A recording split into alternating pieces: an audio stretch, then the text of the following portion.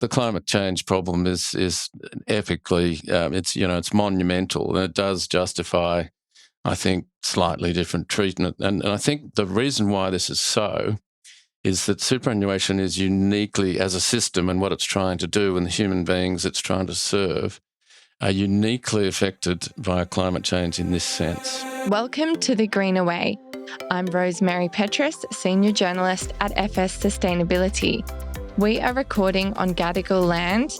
We pay our respects to traditional custodians of country and elders past, present and emerging. Today, we have a guest who is proposing a radical shake-up of Australia's superannuation system to tackle the climate crisis head-on. Our guest has had a wide-ranging career spanning over 4 decades, including at ASIC, law giant Ashurst, the Cooper Review and Challenger Limited. Retirement expert Jeremy Cooper joins us all the way from Denmark today. Welcome to the show, Jeremy. Great to be here, Rose. Jeremy, you've kind of had a bit of a pivot recently, getting involved with ESG at both Minter, Ellison and Future Group. I'm sure our listeners are curious to know what motivated you to join the climate fight. Well, I guess I like a bit of change. So I suppose having dabbled in, and perhaps more than dabbled in public policy for nearly 20 years now, first at ASIC, helping out retail investors participating with the banking and superannuation and other sorts of investments, and then having the privilege of chairing a review into super. And even then at Challenger, I largely had a public policy role trying to, and I guess successfully advocating for a little bit more structure in the retirement phase of super. I suppose I had an appetite for both a bit of change and also big public policy issues. And in finishing up the full-time phase of my career, I thought, well, what do I really want to do? And it just kind of dawned on me that the biggest public policy challenge in my lifetime was the global market failure we call climate change.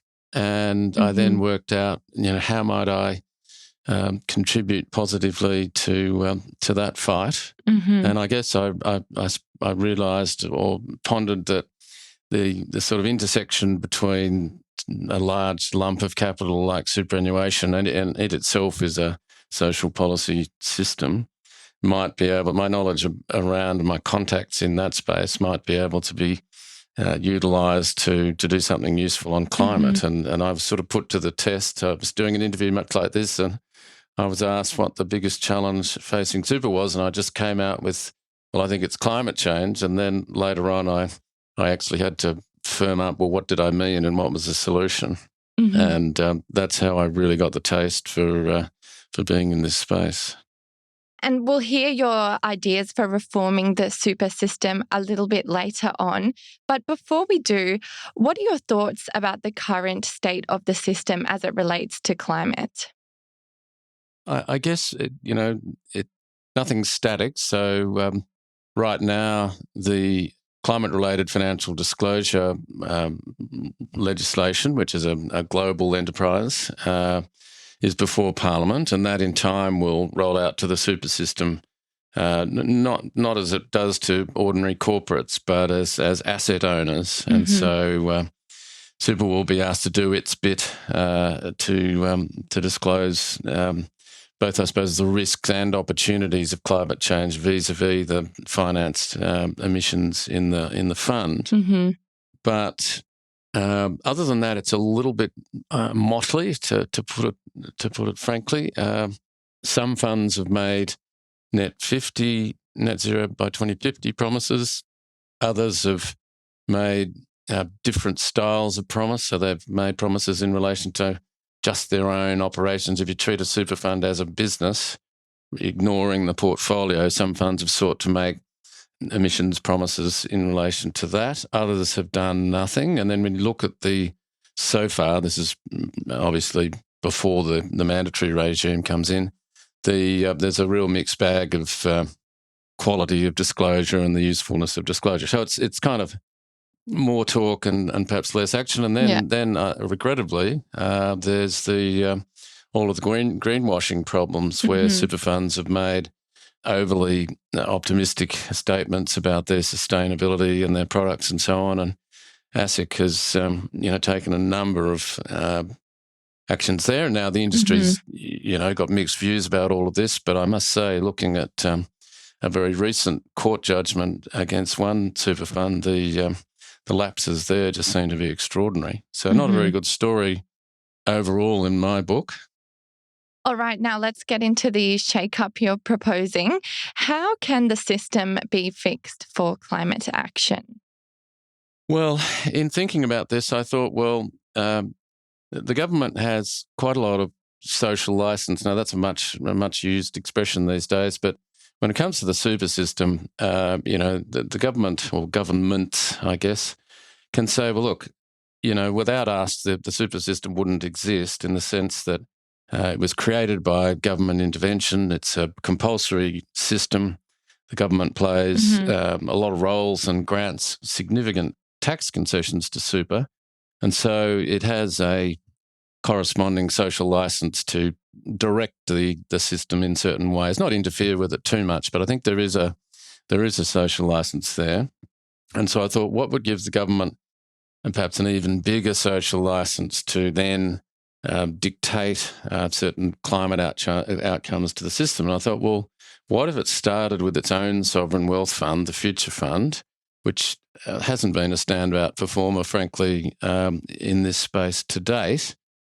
Now that, that there's been there's not only been a change of government, but soon to be a new chair at the Future Fund, and far be it from me to dictate to him how this should work. But the idea that came to my mind was the government owning the Future Fund, if you like, could easily give a ministerial direction, or indeed pass legislation that said, we want you to follow this sort of emissions reduction pathway. And having done that, could then say, well, we've done this to our own sovereign wealth fund. Now, super system, we'd like you to follow a set of rules modelled on what we've done to the Future Fund. And that would put it in I think, a stronger position, rather than people saying, oh, well, you haven't done this to your own Future Fund. And we do the reverse and start there, and then come out to the super system. Now, you might say, well, wow, that sounds like a radical idea. Well, it turns out in Europe some time ago, partly as a antidote for its own greenwashing problems with pension funds and other fund complexes in Europe, who were making statements that weren't actually accurate in relation to their own products. They came out with a system. And I won't get too technical here, but basically they created, with the cooperation of industry and very collaboratively, 2 climate-related benchmarks. And if a fund was going to say anything about being green or sustainable or whatever, it basically had to pick A or B benchmarks. One was a fully Paris-aligned one, and the other one was called, it was a little bit softer, if I can put it that way. It was called a climate transition benchmark. Now, these became law 4 years ago in 2020. And so that is an example of an existing solution to this very problem. And it could be the one that, actually maybe with some modifications could be modified to work for Australia. So it sounds radical, but could be achievable. I'm curious, what kind of response have you had? Have you had any pushback against these ideas? Well, I've had some discussions with policymakers and people within the superannuation industry. It's pretty early days yet. You'll get, there are a lot of supporters of doing more. There are those who, I suppose, have pushed back against these sorts of ideas. Particularly recently, the government itself has been making quite a few noises about the superannuation system doing more in terms of nation building, which can include various, it means different things to different people, but it could involve things like social housing and infrastructure, possibly even aged care, but particularly this topic, the renewable energy and climate change challenge. So yes, but I think I've always been one quite wary of that kind of tinkering and sort of pet project style thing. But we're in the the climate change problem is epically, it's monumental, and it does justify, I think, slightly different treatment. And I think the reason why this is so is that superannuation is uniquely, as a system and what it's trying to do and the human beings it's trying to serve, are uniquely affected by climate change in this sense. Mm-hmm. So an 18-year-old joining a super fund today is only going to be 44 years old in 2050 and could quite easily, both males and females, live to 2100. Mm-hmm. So just in understanding that concept, you can see how uniquely this system is locked into very, very long-term temporal horizons, but also the financial part of it. So a system that says that it's saving up money to give you dignity in retirement, unfortunately, making investments that are kind of sustainable and friendly to the climate actually are hand in glove with that concept. There's no point having a whole lot of money in your super account, but you can't go outside for most of the year because there's a wrecked climate. Mm-hmm. Now, that might sound sort of, a little bit futuristic, but this is a very futuristic kind of business, superannuation, because we really do have to think that I'm serious. Those numbers were serious. So a person joining today could easily be alive at 2100, which is beyond what you hear scientists, the climate scientists all talk about 2050 and a little bit beyond that. But this is 2100. And so if there's any chance that there's not going to be a great deal of point in saving up money because there won't be a habitable planet, we've got to do something about it. Absolutely. And I do believe that over the past decade, we have reached 1.2 degrees already. So those tipping points are coming up fast, certainly. What about other serious ESG issues like modern slavery and biodiversity? Could these be addressed in the super system in a similar way? They could. And indeed, if you look at how the climate-related financial disclosure regime has been rolled out, it's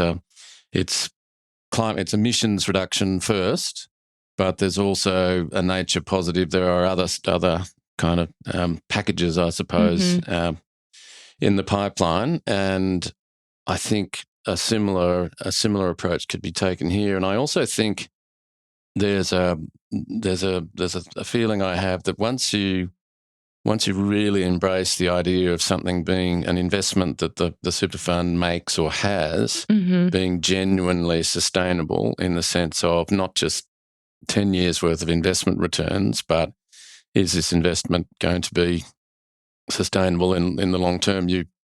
In taking that approach, you almost naturally pick up things like, well, does the supply chain involve modern slavery?